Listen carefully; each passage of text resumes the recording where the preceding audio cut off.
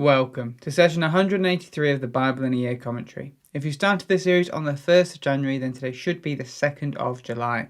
Today we'll be looking at Lamentations 4 to 5 and Psalm 28. But so far, we've started the book of Lamentations. This book was written by someone who witnessed firsthand the destruction of Jerusalem and is now processing the suffering and brokenness that they saw.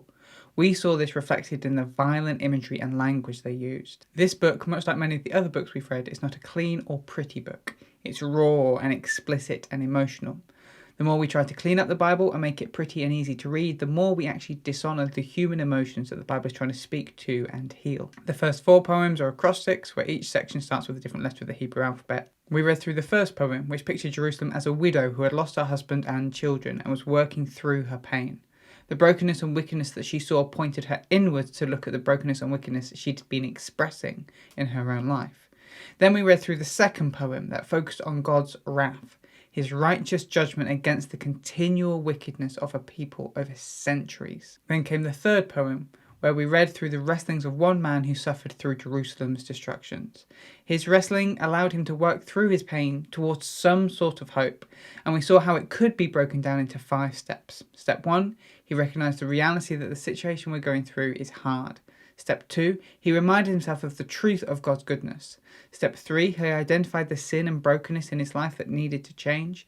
Step 4, he acknowledged the consequences that his sin had had. And then step 5, he asked God to break into his situation and then trusted that God would. So let's jump in with today's reading, Lamentations 4 to 5.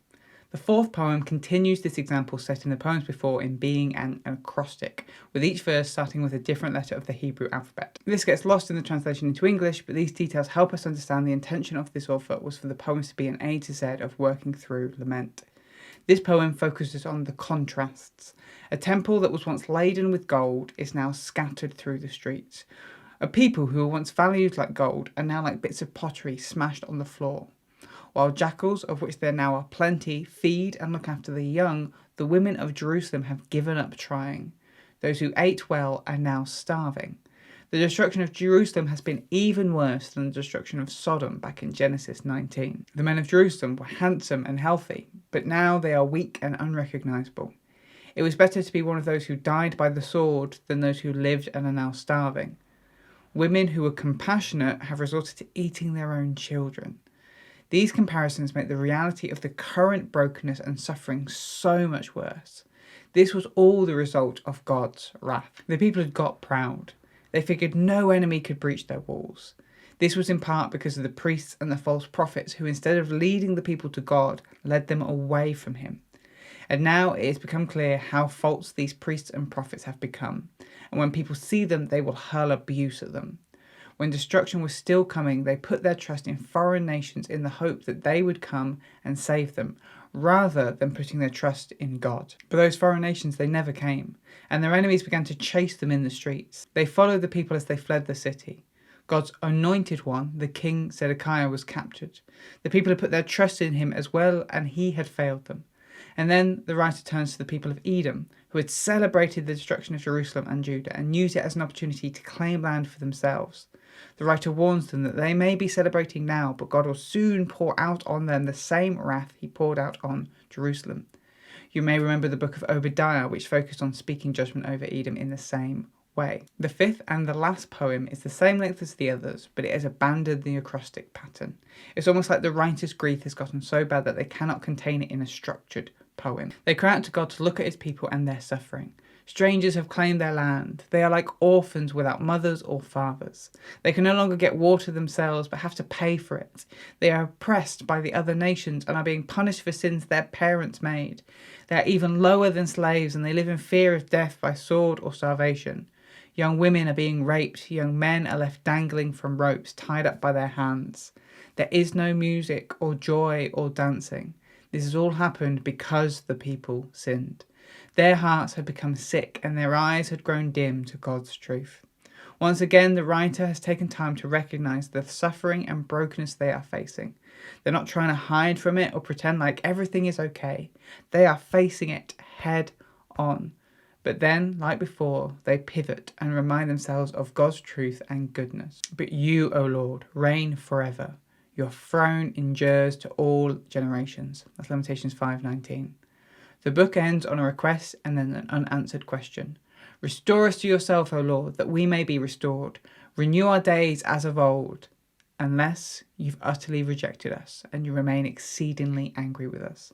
Lamentations 5 verses 21 to 22. While the writer is holding on to some sort of hope, there's still the question for them. Will God rescue them, or has he finally given up on his people? This open ending is almost a call to the reader to continue in this wrestling for themselves. If you ever had any doubt or whether it's okay to lament or grieve as a Christian, we've now read a whole book about lament.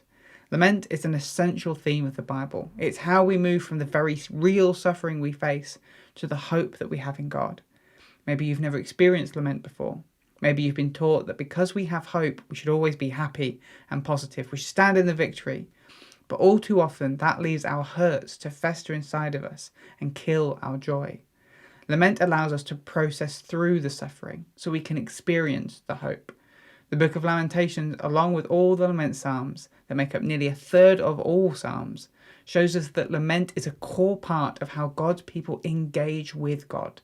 In the wider context of the Bible, we know the answer to the unanswered question. God hasn't given up on his people. He is still working to restore them and all creation to himself.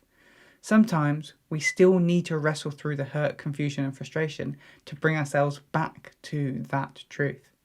But that is the Book of Lamentations. Now let's look at Psalm 28. This psalm is attributed to King David and falls into the category of lament psalm. There is the possibility that it was a prayer of a king as they're going through the potential threats to their life. We'll see this at the end of the psalm. Here is a summary of the structure, but I would recommend checking out the written version of this commentary in the description to see the structure properly for yourself. But we start with verses 1 to 2, a prayer for help. Verses 3 to 5, a prayer for the wicked to be punished.